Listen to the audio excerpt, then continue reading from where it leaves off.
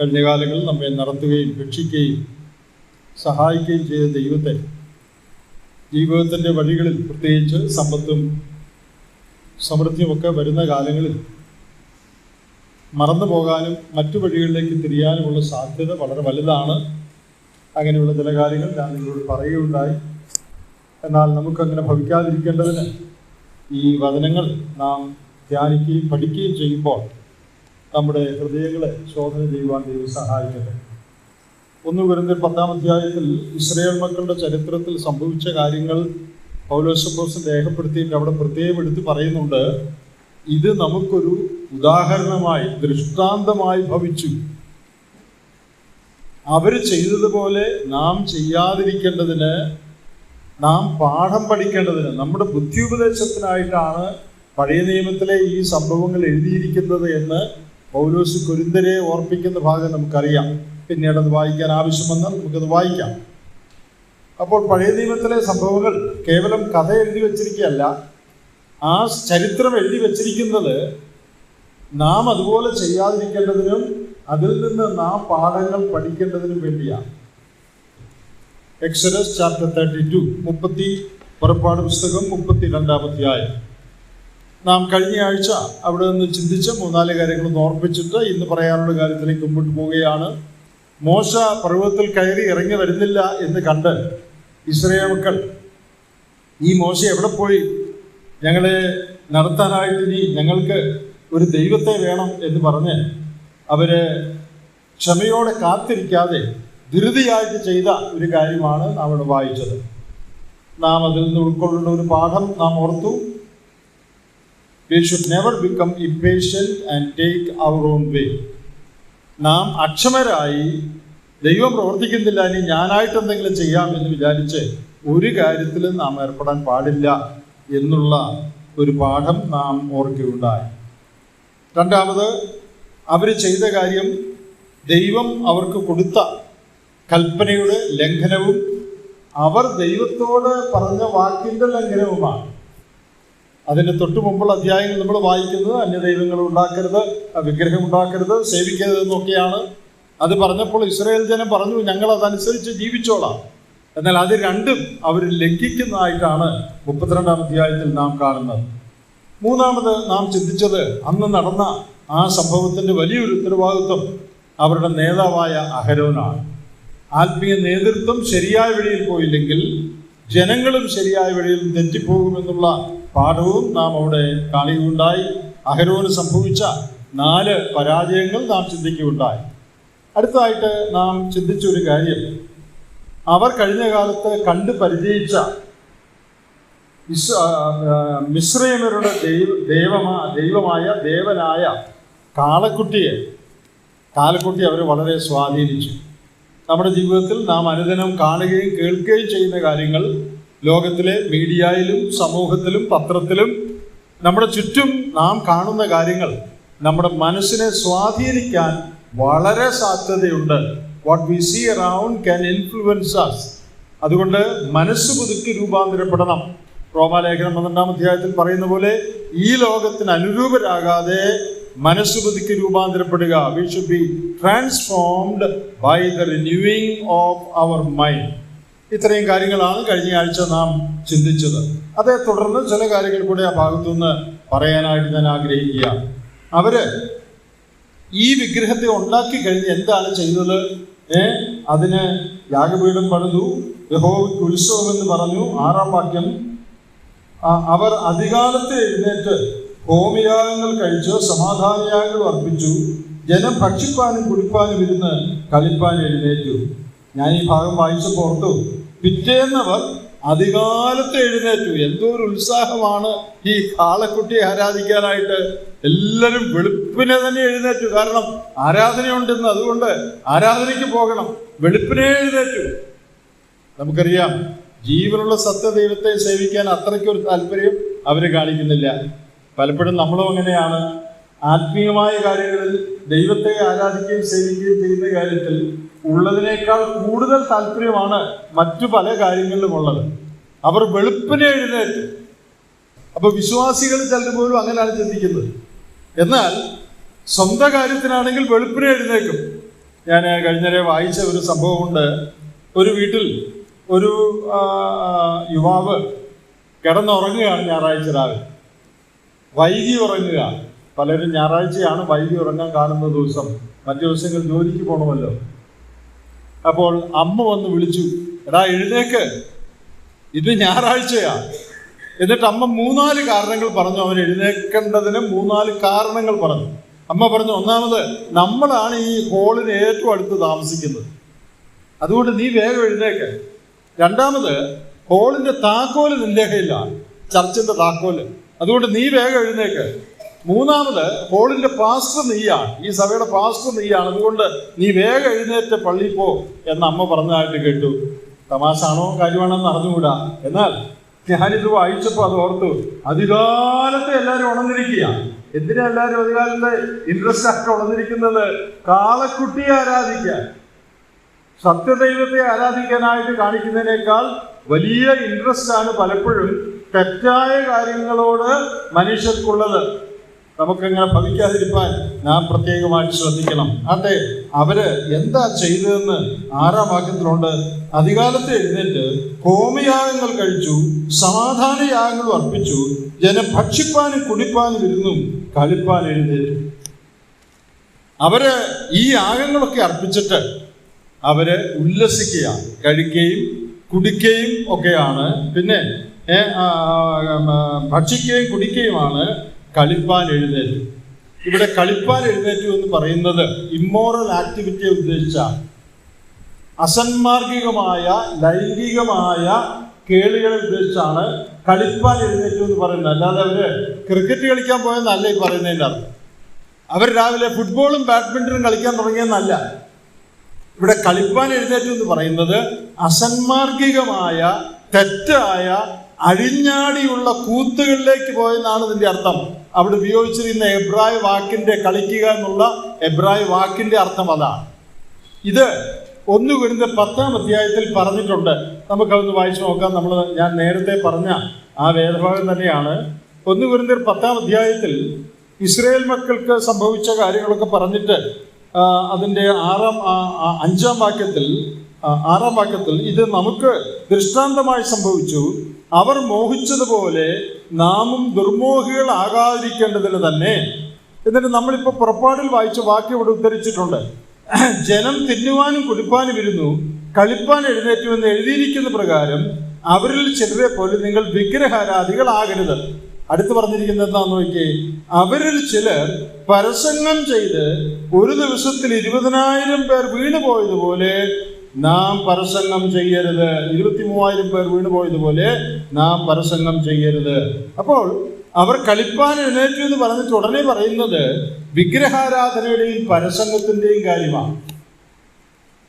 ദൈവത്തെ ആരാധിക്കുകയാണ് അവർ. വെളുപ്പിനെ എഴുന്നേറ്റ് എല്ലാവരും റെഡിയായി, എല്ലാവരും ഒരുങ്ങി അവരുടെ ദേവനെ അല്ലെങ്കിൽ കാളക്കുട്ടിയെ ആരാധിക്കുക. അതോടൊപ്പം അവർ ചെയ്തൊരു കാര്യം, വെറിക്കൂത്തിലേക്കും അസന്മാർഗികമായ കാര്യങ്ങളിലേക്കും അവർ പോവുകയാണ്. They got involved in immoral activities.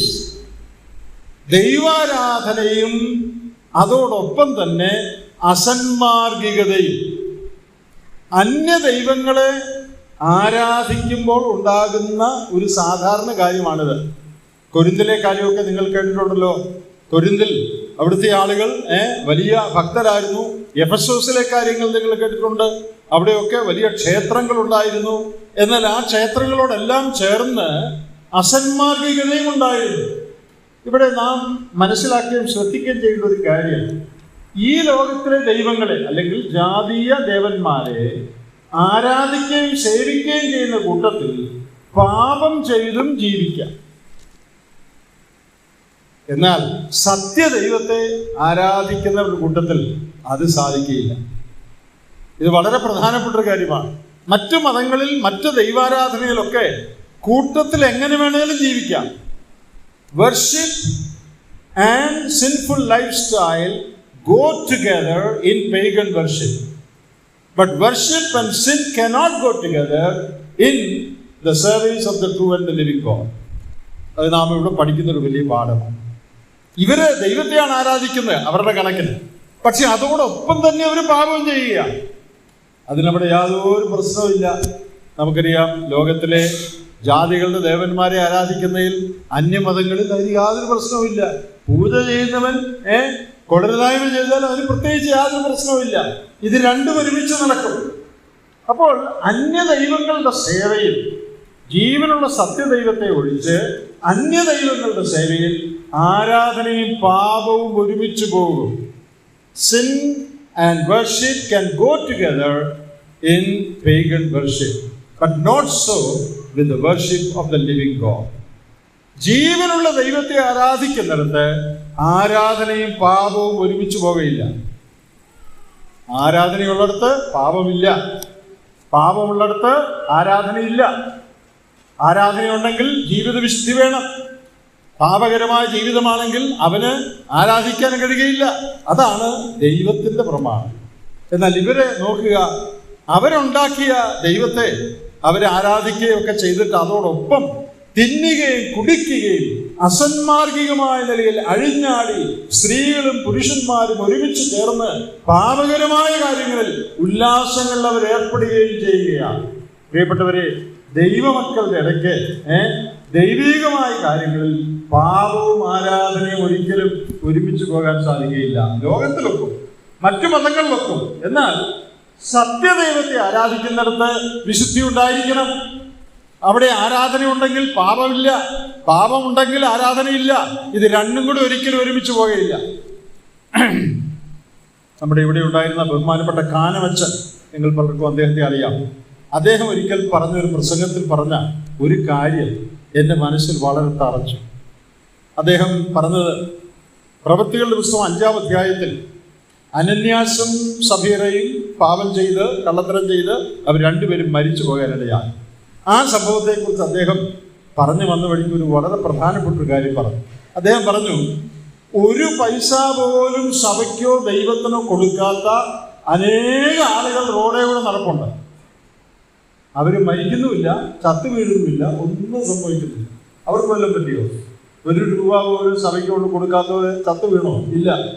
അവരെല്ലാം സുഖമായിട്ട് ജീവിക്കുക. എന്നാൽ കയ്യിലുണ്ടായിരുന്നത് വിറ്റ് അതിൻ്റെ 95% ദൈവത്തിന് കൊടുത്തവര് അവർ മരിച്ചു വീഴും.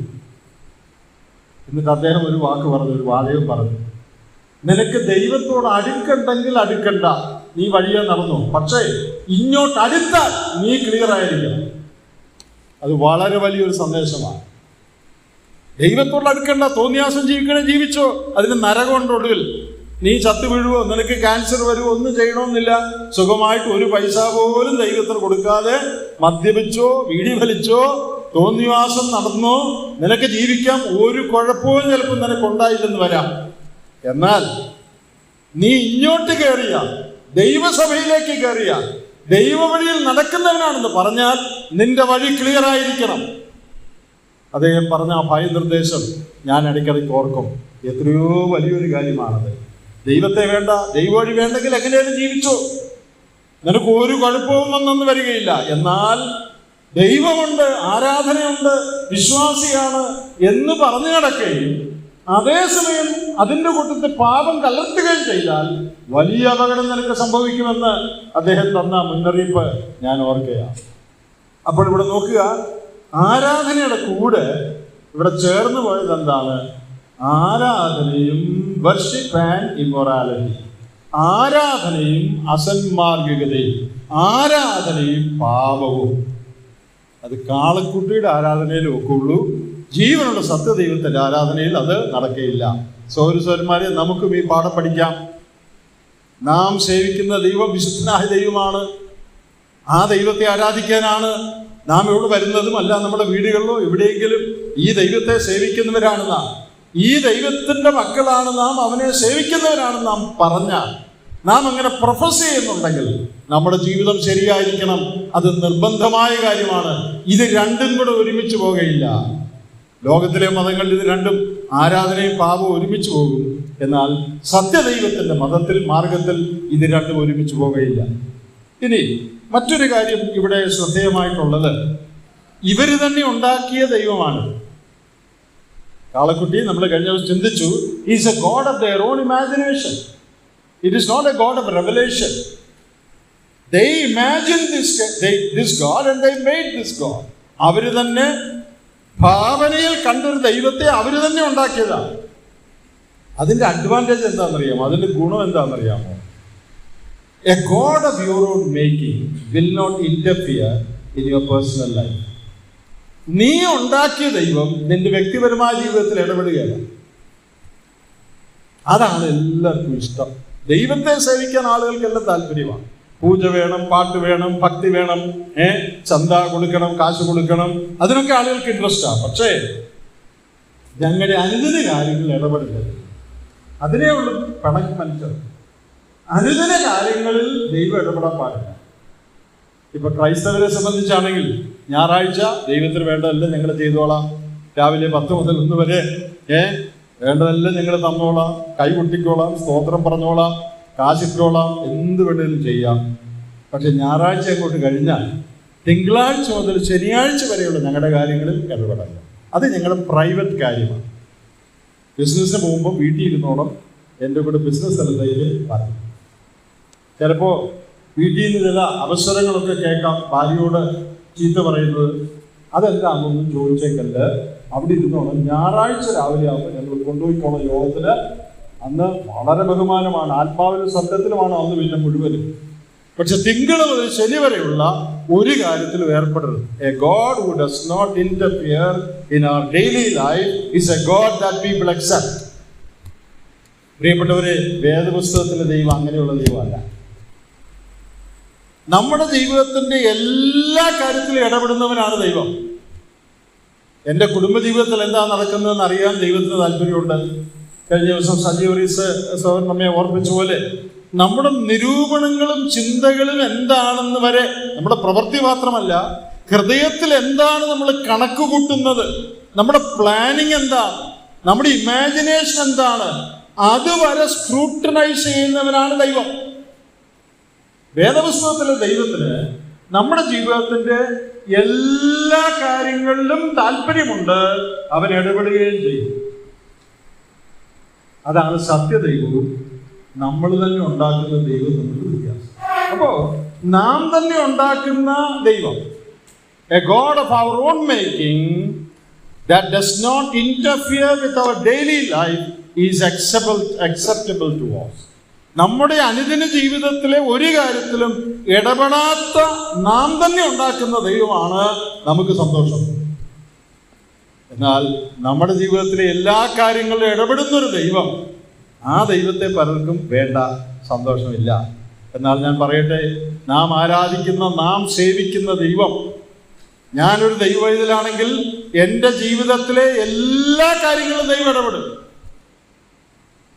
എൻ്റെ കാശുകാര്യത്തിൽ ദൈവം ഇടപെടും, എൻ്റെ കുടുംബജീവിതത്തിൽ, എൻ്റെ ഭാര്യയുമായിട്ടുള്ള ബന്ധത്തിൽ ദൈവം ഇടപെടും, മക്കളെ എങ്ങനെ വളർത്തുന്നു അതിൽ ദൈവം ഇടപെടും, എൻ്റെ വിവാഹകാര്യത്തിൽ ദൈവം ഇടപെടും, എൻ്റെ ജോലികാര്യത്തിൽ ദൈവം ഇടപെടും. വേദപുസ്തകത്തിലെ ദൈവം അങ്ങനത്തെ ദൈവമാണ്. He is a God who wants to intervene in all the details of our life. വെറുതെ ഒരു മുറിയിൽ, പൂജാമുറിയിൽ കുത്തിയിരിക്കുന്ന, വല്ലപ്പോഴും നാം കൊടുക്കുന്ന ഭക്ഷണം കഴിക്കുന്ന, വല്ലപ്പോഴും നാം കഴിക്കുന്ന ആരാധന സ്വീകരിക്കുന്ന ഒരു ദൈവമല്ല വേദപുസ്തകത്തിലെ ദൈവം. ജാതികളുടെ ദൈവങ്ങൾ അങ്ങനെയുള്ളതാണ്. അവർക്ക് ആരുടെയും ജീവിതവുമായിട്ട് ഒരു ബന്ധവുമില്ല. നീ എനിക്ക് തരേണ്ട പൂജ തരിക, പിന്നെ നീ തോന്നിയതുപോലെ ജീവിച്ചോളൂ, എനിക്ക് ഒരു പണക്കവും ഇല്ല. വേദപുസ്തകത്തിലെ ദൈവം അങ്ങനത്തെ ദൈവമല്ല. നാം ആരാധിക്കുന്ന ദൈവം നമ്മുടെ ജീവിതത്തിന്റെ എല്ലാ മേഖലകളിലും താല്പര്യമുള്ളവനും എല്ലാ കാര്യങ്ങളിലും ഇടപെടുന്നവനുമായ ദൈവമാണ്. അപ്പൊ നമ്മൾ 2 കാര്യം പറഞ്ഞു. ഒന്ന്, ജാതീയ ആരാധനയിൽ അല്ലെങ്കിൽ സത്യദൈവമല്ലാത്ത ദൈവങ്ങളുടെ ആരാധനയിൽ ആരാധനയും പാപവും ഒരുമിച്ച് പോകും. സത്യദൈവത്തിന്റെ ആരാധനയിൽ ആരാധനയും പാപവും ഒരുമിച്ച് പോകുകയില്ല. 2, നാം തന്നെ ഉണ്ടാക്കുന്ന ദൈവം നമ്മുടെ ഒരു കാര്യത്തിൽ ഇടപെടാത്ത ദൈവമാണ്. അതാണ് നമുക്ക് പൊതുവെ താല്പര്യം. എന്നാൽ വേദപുസ്തകത്തിലെ ദൈവത്തെ നാം ഉണ്ടാക്കിയതല്ല, അവൻ വിശുദ്ധനായ ദൈവമാണ്. അതുകൊണ്ട് ആ ദൈവത്തെ ആരാധിക്കുന്നവരുടെ ജീവിതത്തിലെ എല്ലാ കാര്യത്തിലും ദൈവത്തിനൊരു സേയുണ്ട്. അവന് ചില കാര്യങ്ങൾ പറയാനുണ്ട്. അവൻ്റെ ഹിതപ്രകാരം വേണം ജീവിതത്തിൻ്റെ എല്ലാ മേഖലകളെയും ക്രമീകരിക്കാൻ. ഇവിടെ നമ്മൾ വായിച്ചു, ഹോമയാഗങ്ങൾ കഴിച്ചു, അത് കഴിഞ്ഞ ഉടനെ ഭക്ഷിപ്പാനും കുടിപ്പാനും ഇരുന്നു, കളിപ്പാൻ എഴുന്നേറ്റു. False worship leads to false life style. തെറ്റായ ആരാധന അല്ലെങ്കിൽ തെറ്റായ ദൈവത്തെ ആരാധിക്കുന്നത് തെറ്റായ ജീവിത ശൈലിയിലേക്ക് നയിക്കും. നീ ആരെ ആരാധിക്കുന്നു എന്നുള്ളതനുസരിച്ചാണ് നിന്റെ ജീവിതത്തിന്റെ സ്വഭാവത്തിന്റെ ക്വാളിറ്റി ഇരിക്കുന്നത്. One who worships an animal will behave like an animal. One who worships a holy God will behave like a holy God. മൃഗത്തെ ആരാധിക്കുന്നവൻ മൃഗം പെരുമാറുന്ന പോലെ പെരുമാറും. മൃഗത്തിന് എന്താ? തിന്നുക, കുടിക്കുക, റിപ്രൊഡക്ഷൻ, ഉൽപാദനം. അതല്ലാതെ മൃഗത്തിനെന്താ? മൃഗത്തിന് വേറെ ഒന്നുമില്ല. മൃഗത്തെയാണ് ആരാധിക്കുന്നതെങ്കിൽ ആ ആരാധിക്കുന്നവരുടെ ജീവിതം അങ്ങനെ തന്നെയായിരിക്കും. അവർക്ക് തിന്നണം, കുടിക്കണം, പ്രത്യുൽപാദനത്തിൽ ഏർപ്പെടണം. ഇതല്ലാതെ അവർക്ക് വേറെ ഇൻട്രസ്റ്റ് ഒന്നുമില്ല. പ്രിയപ്പെട്ടവരെ, worship of a false god will lead to a false lifestyle. ശരിയായ ദൈവത്തെ ആരാധിച്ചാൽ one who worships a holy God will behave like him. ഞാൻ അനുദിനം വണങ്ങുന്നത്, ഞാൻ ജീവിക്കുന്നത് വിശുദ്ധനായ ദൈവത്തിന്റെ മുമ്പിലാണെങ്കിൽ എൻ്റെ ദിവസം മുഴുവനുള്ള കാര്യത്തിലും ഞാൻ അതിനെക്കുറിച്ച് കോൺഷ്യസ് ആയിരിക്കും. ഞാൻ അതിനെക്കുറിച്ച് ബോധമുള്ളവനായിരിക്കുന്നു. ഞാൻ ദൈവത്തിലാണ്, എൻ്റെ ദൈവം വിശുദ്ധനാണ്, എനിക്കത് ചെയ്യാൻ പറ്റത്തില്ല, എനിക്ക് അങ്ങോട്ട് നോക്കാൻ പറ്റുകയില്ല, എനിക്ക് ആ ബന്ധം പറ്റുകയില്ല, എനിക്ക് ഇങ്ങനെ സംസാരിക്കാൻ പറ്റുകയില്ല. ഞാൻ എപ്പോഴും അതിനെക്കുറിച്ച് ബോധമുള്ളവനായിരിക്കും. എന്താ കാര്യം? ഞാൻ ആരാധിക്കുന്ന ദൈവം വിശുദ്ധനാണ്. ഞാൻ ആരാധിക്കുന്ന ദൈവം കാളയാണെങ്കിൽ, കാളക്കുട്ടിയാണെങ്കിൽ എനിക്ക് ചിന്തയുടെ ഒന്നും ആവശ്യമില്ല. കാളക്കുട്ടിക്ക് ഇതൊന്നും വിഷയമല്ല. കാളക്കുട്ടി അവിടെ തിന്നോളും, നീ എന്ത് വേണേലും ചെയ്തു, പക്ഷെ യാവോ സമാധാനമാവോ അർപ്പിച്ചാൽ മതി. അത് കഴിഞ്ഞ് നീ തിന്നുകയോ കുടിക്കുകയോ കളിക്കുകയോ എന്ത് വേണമെങ്കിലും ചെയ്തു. False worship always leads to false life style. അതുകൊണ്ട് നാം ആരെയാണ് ആരാധിക്കുന്നത്, ആരെയാണ് സേവിക്കുന്നത്, ആരെയാണ് വണങ്ങുന്നത്, അത് വളരെ പ്രധാനമാണ്. അതനുസരിച്ചായിരിക്കും നമ്മുടെ ജീവിതത്തിന്റെ ക്വാളിറ്റി, അതനുസരിച്ചായിരിക്കും നമ്മുടെ സ്വഭാവത്തിന്റെ മേന്മ, അതനുസരിച്ചായിരിക്കും നമ്മുടെ ജീവിത ശൈലി. അതുകൊണ്ട് ജീവനുള്ള സത്യദൈവത്തെ, വിശുദ്ധ ദൈവത്തെയാണ് നാം ആരാധിക്കുന്നതെങ്കിൽ നമ്മുടെ ജീവിതത്തിന്റെ എല്ലാ മേഖലകളും അതിനനുസരിച്ചുള്ളതായിരിക്കും. നാം അതിനെക്കുറിച്ച് ബോധവാന്മാരായിരിക്കും. എന്നാൽ നാം ആരാധിക്കുന്ന മറ്റെന്തിനെങ്കിലും ആണെങ്കിൽ അതിനനുസരിച്ചായിരിക്കും നമ്മുടെ ജീവിതത്തിന്റെ ശൈലി. So whom you worship determines how you behave. നീ ആരെ ആരാധിക്കുന്നു എന്നുള്ളതാണ് നീ എങ്ങനെ പെരുമാറുന്നു എന്നുള്ളത് തീരുമാനിക്കാനായിട്ട് പോകുന്നത്. അത് വളരെ പ്രധാനപ്പെട്ട ഒരു കാര്യമാണ്. ഇനി ഈ ഭാഗത്ത് നമ്മൾ കാണുന്ന വേറെ ഒരു കാര്യം, അവരെ മിസ്രൈമിൽ കൊണ്ടുവന്ന ദൈവത്തെ, ആ ദൈവത്തിന്റെ പ്രമാണം തൊട്ടു മുമ്പേ കൊടുത്തേ ഉള്ളൂ. ചില ദിവസങ്ങളെ ആയിട്ടുള്ളൂ. അത് ഞാൻ കഴിഞ്ഞ ആഴ്ച പറഞ്ഞല്ലോ. അവർക്ക് അന്യദൈവങ്ങൾ ഉണ്ടാകരുത്, വിഗ്രഹം ഉണ്ടാകരുത് എന്നൊക്കെ കൽപ്പന കൊടുത്തിട്ട് കുറച്ച് അധ്യായം മുമ്പാണ് ആ കൽപ്പന കൊടുത്തത്. ചില ദിവസങ്ങളെ ആയുള്ളൂ. ആ ദൈവത്തിന്റെ കൽപ്പനയെയും ആ ദൈവത്തെയും അവർ മറന്നു, പെട്ടെന്ന് മറന്നു. എന്നാൽ അവരെന്ത് മറന്നില്ല? മിസ്രൈമിൽ കണ്ടു പരിചയിച്ച എപ്പിസ് എന്ന കാളക്കുട്ടി എന്ന ദേവനെ അവർ മറന്നില്ല. The people forgot the true and the living God who brought them out of Egypt, but they did not forget the calf who did nothing for them. അവർക്ക് വേണ്ടി ഒരു ഗുണവും ചെയ്യാത്തൊരു കാളക്കുട്ടിയുണ്ട്. കാളക്കുട്ടി അവർക്കൊന്നും ചെയ്തിട്ടില്ല. കാളക്കുട്ടിയെ മറന്നില്ല. മിസ്രൈമിൽ അവർ അനേക നാളുകളായി കണ്ടു പരിചയിച്ച ദേവനായ കാളക്കുട്ടി, ആ കാളക്കുട്ടി ഇവർക്ക് എന്തെങ്കിലും ഗുണം ചെയ്തിട്ടുണ്ടോ? ഒരു ഗുണവും ചെയ്തിട്ടില്ല. ആ കാളക്കുട്ടിയെ മറന്നില്ല. പിന്നെ ആരെയാ മറന്നേ? അത്ഭുതകരമായി മിസ്രൈമിൽ നിന്ന് വിടുവിച്ച് ചെങ്കടൽ കടത്തി മരുഭൂമിയിൽ ആഹാരം കൊടുത്ത് അത്ഭുതകരമായി അവരെ നടത്തിയ അവരുടെ സകല നന്മയ്ക്കും കാരണക്കാരനായ ദൈവത്തെ അവർ മറന്നു. ഉപകാരം ചെയ്തവനെ മറന്നു. ഒരു ഉപകാരവും ചെയ്യാത്തവനെ അവനോട് ഭയങ്കര കാര്യമാണ്. കാളക്കുട്ടി എന്ത് ഉപകാരം ഇവർക്ക് ചെയ്തിട്ടുള്ളത്? ഒരു ഉപകാരം ചെയ്തിട്ടില്ല. ഞാനൊരിക്കൽ ഇത് ചിന്തിച്ചുകൊണ്ടിരുന്നപ്പോൾ ഒരു സംഭവം എൻ്റെ മനസ്സിലാകുന്നു വന്നു. ഒരിക്കൽ ഒരു പെൺകുട്ടിയെ കൊണ്ട്, നമ്മുടെ കൂട്ടത്തിൽപ്പെട്ടാണ്, അവരുടെ വീട്ടുകാരെ അമ്മയും മറ്റു ചിലരും ഞങ്ങളുടെ വീട്ടിൽ വന്നു. കുറച്ച് വർഷങ്ങൾക്ക് മുമ്പാണ്. ആ പെൺകുട്ടിയോടൊന്ന് സംസാരിക്കണം. വിഷയം ഇതാണ്, ആ പെൺകുട്ടി ഒരു യുവാവുമായിട്ട് അടുപ്പത്തിലാണ്. ആ യുവാവ് വിശ്വാസി അല്ലെന്നാണ് എൻ്റെ ഓർമ്മ. എന്നാൽ അങ്ങനെയുള്ളൊരു യുവാവുമായിട്ട് ഈ പെൺകുട്ടി അടുപ്പത്തിലാണ്. അപ്പോൾ ഇപ്പോൾ അവനെ വിവാഹം കഴിക്കണം. അപ്പോൾ എങ്ങനെയെങ്കിലും അതിൽ നിന്ന് പിന്തിരിപ്പിക്കാൻ ഈ മാതാപിതാക്കൾ ശ്രമിച്ചുകൊണ്ടിരിക്കുകയാണ്. അതിനാണ് ഞങ്ങളുടെ അടുത്ത് കൊണ്ടുവന്നത്. ഇവളോടൊന്ന് സംസാരിക്കണം, ഇവളുടെ ബുദ്ധികളെന്ന് പറഞ്ഞ് മനസ്സിലാക്കണം, ഇവളെ ഒന്ന് പിന്തിരിപ്പിക്കണം എന്ന് പറഞ്ഞു. ഞാൻ അവളോട് കുറേ നേരം സംസാരിച്ചു. അപ്പോൾ ഈ മാതാപിതാക്കൾ ഹൃദയം തകർന്നിരിക്കുകയാണ്. കാരണം ഒരു നിലയിലും യോജിക്കാത്ത വിവാഹമാണ്. അവൾ പറയുന്ന വിവാഹം അവൻ അവിശ്വാസിയാണെന്നാണ് എൻ്റെ ഓർമ്മ. ഒരു നിലയിലും ഈ ദൈവവൈതലിന് യോജിക്കാത്ത വിവാഹമാണ്. പക്ഷെ അവൾക്കത് മതി. ഞാൻ അവളോട് സംസാരിച്ചപ്പോൾ ഒരു കാര്യം അവളോട് ചോദിച്ചു, മോളെ, ഈ മനുഷ്യൻ നിനക്ക് വേണ്ടി എന്തൊക്കെ ചെയ്തിട്ടുണ്ട് എന്ന് പറഞ്ഞു. അവനോട് നിനക്ക് ഭയങ്കര കടപ്പാടാണല്ലോ, അവനെ വിടാൻ പറ്റത്തില്ല, അവനെ തന്നെ കെട്ടുള്ളൂ. അതെ, ഇവൻ നിനക്ക് വേണ്ടി എന്തെല്ലാം ചെയ്തിട്ടുണ്ട്, എന്തെല്ലാം ഗുണം, എന്തെല്ലാം ഉപകാരം ഈ പയ്യൻ നിനക്ക് വേണ്ടി ചെയ്തിട്ടുണ്ട്? എല്ലാം പറയാമോ? ഇവരെന്തെല്ലാം ചെയ്തിട്ടുണ്ട്? കൈ കാണിച്ചു, കോടതി പോയി ചിരിച്ചു, അല്ലേ? വേറെ വരെ ചെയ്തിട്ടുണ്ട്. എന്നിട്ട് ഞാൻ ചോദിച്ചു, ഈ അപ്പനും അമ്മയും നിനക്ക് വേണ്ടി എന്തെല്ലാം ചെയ്തിട്ടുണ്ട്? അവർ വല്ലതും ചെയ്തിട്ടുണ്ടോ നിനക്ക് വേണ്ടി? നിന്നെ പ്രസവിച്ച് വളർത്തി ഭക്ഷണം തന്ന് കഷ്ടപ്പെട്ട് നിന്നെ പഠിപ്പിച്ച് ഈ പ്രായത്തിലാക്കി, സുന്ദരിയാക്കി, കഴിവുള്ളവളാക്കി, വിവാഹ പ്രായത്തിൽ എത്തിച്ചു. ഇതാരെ എത്തിച്ചേ? അവനാണോ? നിന്നെ കെട്ടണമെന്ന് പറഞ്ഞ് നടക്കുന്നവനാണോ? അതോ ഈ അപ്പനും അമ്മയാണ്? ഞാൻ ചോദിച്ചു, ഇതിൽ ഈ അപ്പനെയും അമ്മയും വേദനിപ്പിക്കുന്നതിന് നിനക്കൊരു പ്രയാസമില്ല അല്ലേ? നിനക്ക് വേണ്ടി ഒരു ഉപകാരം ചെയ്യാത്ത അവൻ വേദനിക്കും എന്നുള്ളതാണ് നിന്നിൽപ്പെട്ട വേദന. എന്തോ ഒരു മണ്ടത്തരമാണ് നിങ്ങൾ ചിന്തിച്ചു വയ്ക്കുക. ജീവിതത്തിൽ ഒരു ഉപകാരം ചെയ്യാത്തവനെ വേദനിപ്പിക്കാൻ പറ്റത്തില്ല. പിന്നെ ആരെയാ വേദനിപ്പിക്കാൻ പറ്റുന്നേ? ചോര നീരാക്കി കഷ്ടപ്പെട്ട് പണിയെടുത്ത് ഈ പ്രായം വരെ വളർത്തിയ അപ്പനെ അമ്മയും വേദനിപ്പിക്കാൻ ഒരു പ്രയാസമില്ല. അവനെ എനിക്ക് വേദനിപ്പിക്കാൻ പറ്റത്തില്ല. എന്തോ ഒരു ബുദ്ധികേടാണ്. ഞാൻ ഈ ഭാഗം ഓർത്ത് ഇസ്രായേൽ മക്കളുടെ കാര്യമാണല്ലേ? അവര് മറന്നിട്ടില്ല. ആരെ മറന്നിട്ടില്ല? ഒരു ഉപകാരം ചെയ്യാത്ത ഇസ്രായേലിലെ ദൈവത്തെ അവർ മറന്നിട്ടില്ല. അവരെ വീണ്ടെടുത്ത് കഴിഞ്ഞ കാലങ്ങൾ വഴി നടത്തി സകല ഉപകാരങ്ങൾ ചെയ്ത് ദൈവത്തെ അവര് മറന്നു കളഞ്ഞു. They did not forget that God, that deity who had done nothing for them, but they forget that true and living God who had done everything for them, who delivered them from Egypt and who led them through the wilderness.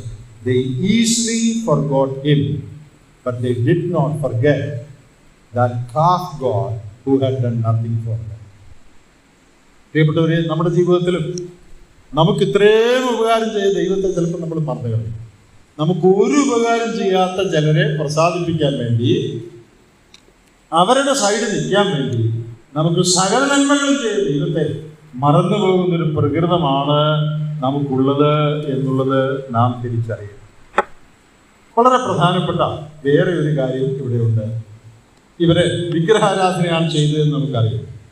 Israel മക്കളുടെ ചരിത്രത്തിലെ ഏറ്റവും വലിയ കളങ്കം ഇവരുടെ വിഗ്രഹാരാധനയായിരുന്നു. ഇതിനേക്കാൾ വലിയൊരു കളങ്കം ഒരു തെറ്റ് അവർ ചെയ്തു എന്ന് തോന്നില്ല. പല തെറ്റുകൾ അവർ ചെയ്തു, പെറുപുറത്തു വഴക്കുണ്ടാക്കിയെന്നൊക്കെ ഉണ്ട്. എന്നാൽ ജീവനുള്ള സത്യ ദൈവത്തിന്റെ സ്ഥാനത്ത് സൃഷ്ടിയായ ഒരു കാളക്കുട്ടിയെ അല്ലെങ്കിൽ മറ്റ് വിഗ്രഹങ്ങളെ പ്രതിഷ്ഠിച്ച് അതിൻ്റെ മുമ്പിൽ വണങ്ങി അതിന് യാഗങ്ങൾ കഴിച്ചു എന്നുള്ളതാണ് അവർ ചെയ്ത ഏറ്റവും വലിയ തെറ്റ്.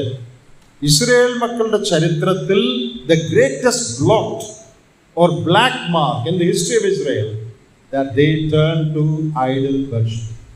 ദൈവത്തെ ഇതുപോലെ ഒഫൻഡ് ചെയ്യുന്ന, ദൈവത്തെ ഇതുപോലെ ദുഃഖിപ്പിക്കുന്ന, ദൈവത്തെ ഇതുപോലെ കളിയാക്കുന്ന ഒരു കാര്യം പറയില്ല. ഈ കാളക്കുട്ടിയുടെ മുമ്പിൽ എന്നിട്ട് പറയല്ല, ഞങ്ങളെ ഇസ്രായേലിൽ നിന്ന് കൊണ്ടുവന്ന ദൈവം ആണ്ട് നിൽക്കുന്നു. അപ്പൊ ഈ സത്യ ദൈവം ഇത് കേട്ടിട്ട് എന്ത് തോന്നിക്കാണും? ദൈവം ഇത് കണ്ടോണ്ടിരിക്കുകയല്ലേ? ദൈവത്തിന് എന്ത് തോന്നിക്കാണും ഇവർ ഈ പറയുന്നത്? ഈ കാളക്കുട്ടിയാണ് ഞങ്ങളെ ഇസ്രായേലിൽ നിന്ന് കൊണ്ടുവന്നതെന്ന് പറഞ്ഞ് അതിനു മുമ്പ് കിടന്ന് തുള്ളിച്ചാടുക. അവരെ ഇസ്രായേലിൽ നിന്ന് കൊണ്ടുവന്ന സത്യദൈവം ഇത് കണ്ടുകൊണ്ടിരിക്കുക.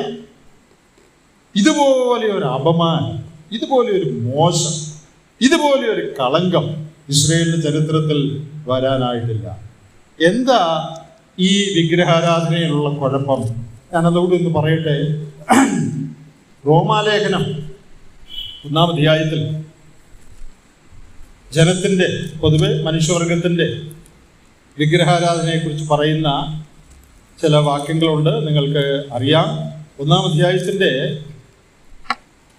23-ാമത്തെ വാക്യം നോക്കുക.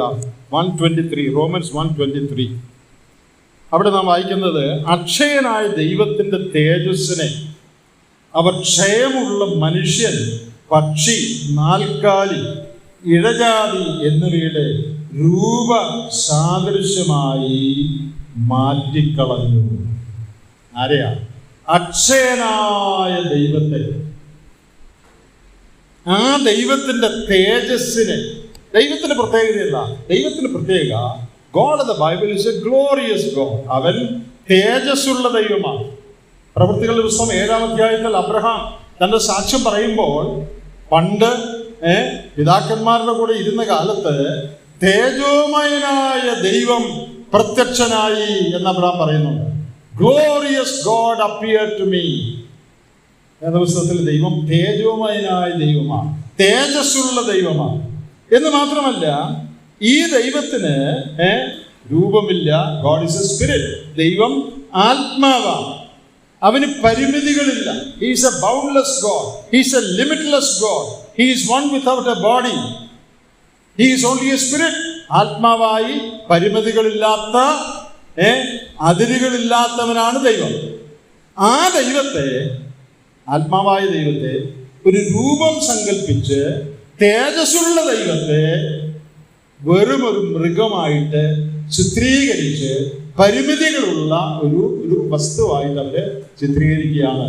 ഇത് ദൈവത്തിന് ഏറ്റവും ഒഫൻസ് ഉള്ള ഒരു കാര്യമാണ്.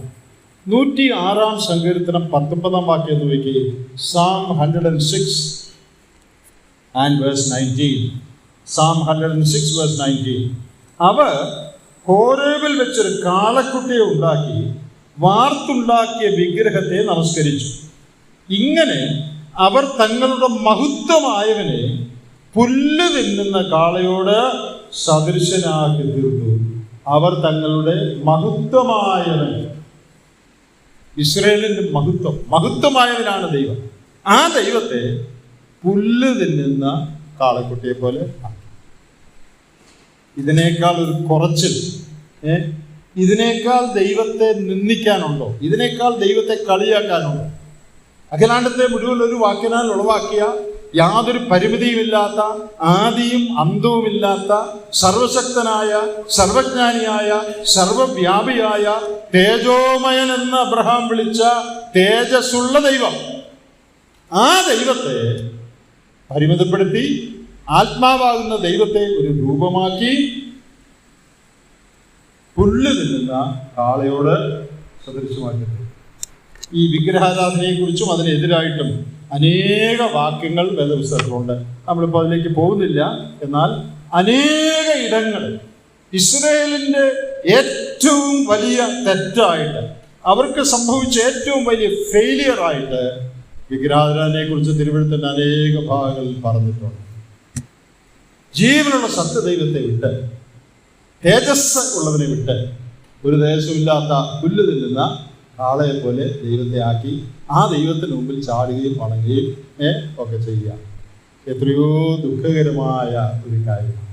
അതിൻ്റെ താഴോട്ടുള്ള ഭാഗത്തെക്കുറിച്ച് ഞാനിപ്പോൾ പറയുന്നില്ല, നിങ്ങളതിനെ വായിച്ചു നോക്കിയാൽ മതി. കഠിനമായ ശിക്ഷ ദൈവം കൊടുത്തു. കഠിനമായ ശിക്ഷ ദൈവം അതിന് നൽകി. ആ കാളക്കുട്ടിയെ പൊടിച്ച് തീയിലിട്ടു. മാത്രമല്ല, തീയിലിട്ട് പൊടിച്ചിട്ട് അതിൻ്റെ വെള്ളം ഇസ്രായേൽ മക്കളെ കുടിപ്പിച്ചു. അനേകര് അവിടെ കൊല്ലപ്പെടാനായിട്ട് 28-ാം വാക്യത്തിലുണ്ട്, ഏകദേശം 3000 പേർ കൊല്ലപ്പെടാനായിട്ടിടയാണ്. അതെന്താ ഈ 3000 പേര് മാത്രം കൊല്ലപ്പെട്ടെ? ഇത് ചെയ്തത് എല്ലാവരും അല്ലേ? അങ്ങനെയല്ലേ വിചാരിക്കാൻ ന്യായം. അതെന്താണെന്ന് ഇവിടെ വേദപുസ്തകത്തിൽ എഴുതിയിട്ടില്ല. പക്ഷേ വേദ പണ്ഡിതന്മാർ പറയുന്ന ഒരു അഭിപ്രായം, അത് ശരിയായിരിക്കാം. വേദപുസ്തകത്തിൽ എഴുതിയ കാര്യമല്ല, എന്നാലും ന്യായമായി ഊഹിക്കുന്ന ഒരു കാര്യം. ഈ മോശ ഇറങ്ങി വന്ന് ഈ ശബ്ദം ഉണ്ടാക്കി കോപം വെളിപ്പെടുത്തുകയും ചെയ്തപ്പോൾ ഈ കൂട്ടത്തിലുണ്ടായിരുന്ന അനേകർ അവരുടെ കൂടാരങ്ങളിലേക്ക് മടങ്ങിപ്പോയി. അവർക്ക് മനസ്സിലായി ചെയ്തത് ശരിയല്ല, ഇത് തെറ്റിപ്പോയി എന്നവർക്ക് മനസ്സിലായി. അവരനേകർ തങ്ങളുടെ കൂടാരങ്ങളിലേക്ക് മടങ്ങി. എന്നാൽ ഈ 3000 പേര് പിന്നെയും ന്യായീകരിച്ചുകൊണ്ട് മോശയോട് വഴക്കുണ്ടാക്കിക്കൊണ്ട് എതിര് നിൽക്കുകയാണ്. വാളെടുത്ത് വെട്ടാനായിട്ട് മോശ പറഞ്ഞപ്പോൾ, ലേവ്യർ വാളുമായിട്ട് വന്നപ്പോൾ അവരിപ്പോഴും വഴക്കുണ്ടാക്കി നിൽക്കുക. അവരാണ് കൊല്ലപ്പെട്ടത്. എല്ലാവരും കൊല്ലപ്പെട്ടില്ല. തെറ്റിന് എല്ലാവരും കൊല്ലപ്പെടണമായിരുന്നു, എന്നാൽ എല്ലാവരും കൊല്ലപ്പെട്ടില്ല. 3000 പേരെ കൊല്ലപ്പെട്ടു. എന്താ കാര്യം? ബാക്കിയുള്ളവരോട് തെറ്റ് മനസ്സിലാക്കി എല്ലാവരും വേഗം കൂടാരങ്ങളിലേക്ക് ഓടിപ്പോയി രക്ഷപ്പെട്ടു. അവർ കയറി. എന്നാൽ വേറെ ചിലർ ഇപ്പോഴും സ്ട്രൈക്കുമായിട്ട് അവിടെ നിൽക്കുക. അതാണ് ഇവര് മാത്രം കൊല്ലപ്പെടാൻ കാരണം എന്ന് ചില വേദപണ്ഡിതന്മാർ പറഞ്ഞിട്ടുണ്ട്. അതെങ്ങനെയും ആകട്ടെ, കഠിനമായ ഒരു ന്യായവിധി അന്ന് അവിടെ നടന്നു. പാപത്തോടുള്ള, വിഗ്രഹാരാധനയോടുള്ള ദൈവത്തിൻ്റെ കോപം, ദൈവത്തിൻ്റെ ദ്വേഷം അന്ന് അവിടെ വ്യക്തമായി വെളിപ്പെട്ടു. അവരെ ആ പൊടി കലക്കി അവരെ കുടിപ്പിച്ചു. മാത്രമല്ല, അവരിൽ അനേകരൊന്ന് കൊല്ലപ്പെടാനായിട്ട് ഇടയായി. പ്രിയപ്പെട്ടവരെ, വളരെ ചെറിയൊരു സംഭവം പോലെ നമുക്ക് തോന്നാവുന്ന ഈ 32-ാം അധ്യായത്തിലെ ഈ സംഭവത്തിൽ നിന്ന് എന്തെല്ലാം ആത്മീയ പാഠങ്ങളാണ് നമുക്ക് പഠിക്കാനായിട്ട് കഴിയും. ഒരു നിലയത്തിൽ നമ്മൾ വായിച്ച പോലെ ഇവയെല്ലാം നമ്മുടെ ദൃഷ്ടാന്തത്തിനായിട്ട് എഴുതിയിരിക്കുക. അവരെ പോലെ നാം ആകാതിരിക്കേണ്ടതിന്, അങ്ങനെ അവിടെ എഴുതിയിട്ടുണ്ട്. അവരെ പോലെ നാം ആകാതിരിക്കേണ്ടതിന് നമ്മൾ അക്ഷരാർത്ഥത്തിൽ കാളക്കുട്ടി ഉണ്ടാക്കുമോ, അതിനു മുമ്പിൽ തുള്ളു ഒന്നും ചെയ്യില്ലായിരിക്കാം. എന്നാൽ നമ്മുടെ ഹൃദയത്തിൽ, നമ്മുടെ ജീവിതത്തിൽ വിഗ്രഹങ്ങളോട് അകന്നിരിപ്പീനെന്ന് യോഹന്നാൻ വിശ്വാസികളോട് പറയുന്നുണ്ട്. ദൈവത്തിൻ്റെ സ്ഥാനത്ത് നാം പ്രതിഷ്ഠിക്കുന്ന എന്തും, ദൈവത്തിൻ്റെ മഹത്വം നാം ട്രാൻസ്ഫർ ചെയ്യുന്ന എന്തും, ദൈവത്തെക്കാൾ പ്രാധാന്യം നാം കൊടുക്കുന്ന ആരും അല്ലെങ്കിൽ എന്തും അത് വിഗ്രഹമാണ്. ദൈവം അതിനെ വെറുക്കുന്നു. അത് ദൈവഹൃദയത്തിന് ദുഃഖമാണ്. അങ്ങനെ ഒരിക്കലും വരാൻ പാടില്ല. പുറപ്പാട് പുസ്തകം ആവർത്തനം 6-ാം അധ്യായത്തിൽ ദൈവം ഇസ്രായേലിനോട് പറഞ്ഞപ്പോൾ എന്താ പറഞ്ഞത്? അവർക്ക് കൊടുത്ത ഏറ്റവും പ്രധാനപ്പെട്ട കൽപ്പനയുണ്ട്. എന്താണ്? നിന്റെ ദൈവമായ യഹോവയെ നീ പൂർണ്ണ ഹൃദയത്തോടും പൂർണ്ണ ആത്മാവോടും പൂർണ്ണ മനസ്സോടും കൂടെ സ്നേഹിക്കണം. അതാണ് പ്രമാണം. ദൈവത്തെ love God with all your heart, all your soul, all your mind. Love God with all your being. 103-ാം സങ്കീർത്തനത്തിൽ സങ്കീർത്തനക്കാരൻ പറയുന്നുണ്ട്, എൻ മനമേ യഹോവയെ വാഴ്ത്തുക, എൻ്റെ സർവ അന്തരംഗവുമേ. ഇംഗ്ലീഷിൽ all that is within me. I must love God with all that is within me, with my whole personality. അതിൽ കുറഞ്ഞ ഒന്നും ദൈവം നമ്മളിൽ പ്രതീക്ഷിക്കുന്നില്ല. ദൈവത്തെ പൂർണ്ണ ഹൃദയത്തോടെ, പൂർണ്ണ ഹൃദയം എന്ന് പറഞ്ഞാൽ അവിടെ പിന്നെ വിഗ്രഹത്തിനൊന്നും സ്ഥാനമില്ല. എൻ്റെ ഹൃദയം പൂർണ്ണമായ ദൈവത്തിന് കൊടുത്തിട്ടുണ്ടെങ്കിൽ ദൈവമാണ് എന്നെ സ്വാധീനിക്കേണ്ടത്. അവിടെ വേറെ ആർക്കും സ്ഥാനമില്ല. വേറെ ആരും എന്നെ സ്വാധീനിക്കാൻ പാടില്ല. ദൈവത്തിൻ്റെ സ്ഥാനത്ത് ഞാൻ വേറെ ആരെയും ആക്കാൻ പാടില്ല. നാം പഠിച്ച ഈ പാഠങ്ങൾ നമ്മുടെ പ്രായോഗിക ജീവിതത്തിൽ വരുന്ന ദിവസങ്ങൾ ശ്രദ്ധിക്കുവാൻ, ഇങ്ങനെയുള്ള വലിയ അപകടങ്ങളിൽ നാം ചാടാതിരിക്കേണ്ടതിന് ദൈവം എഴുതി തന്നിരിക്കുന്നുണ്ട്. അതിൽ നിന്ന് പാഠങ്ങൾ പഠിച്ച് ജീവിതത്തെ ക്രമീകരിക്കാനും ദൈവത്തിൻ്റെ ആത്മാവ് നമ്മെ സഹായിക്കും.